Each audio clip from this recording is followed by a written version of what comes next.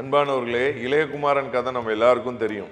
கெட்ட குமாரன் ஸ்டோரின்னு சொல்லுவோம். உண்மையிலே கெட்ட குமாரன் மூத்த குமாரன் தான். சரியா? வேதநாயக சாஸ்திரியார் சொன்னாங்க, கெட்ட குமாரன் மூத்த குமாரன் தான், இளையகுமாரன் அல்ல.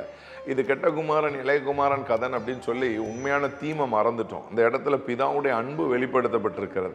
ஒரு தகப்பனுக்கு 2 பிள்ளை, ஒரு பிள்ளை சொத்தை எல்லாம் வாங்கிட்டு போயிடான், எல்லாரும் வேஸ்திகள் இடத்துல ஹாஸ்தியை அழிக்கிறான், திரும்ப தகப்பனிடத்துல திரும்பி வர்றதுக்கு தலை குனிந்து வாரான். இன்னைக்கு ஆண்டவர் விட்டு தூரம் போயிருக்கீங்களா? திரும்பி வாங்க, ஆண்டவர் உங்களை அழைக்கிறார்.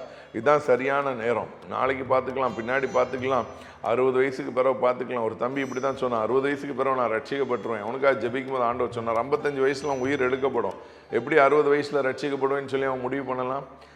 ஆண்டவருடைய வருகை சமீபமாக இருக்கிறது. அதனால் சீக்கிரத்தில் ஆண்டவருக்குள்ள நிலைச்சிருங்க. இந்த அதிகாரத்தில் சொல்லப்பட்டிருக்கு, என் குமாரனாகி இவன் மரித்தான், திரும்பவும் உயிர்த்தான். மரித்த எவீரின் மகள் ஆண்டவர் நித்திரையாக இருக்கிறான்னு சொன்னார்.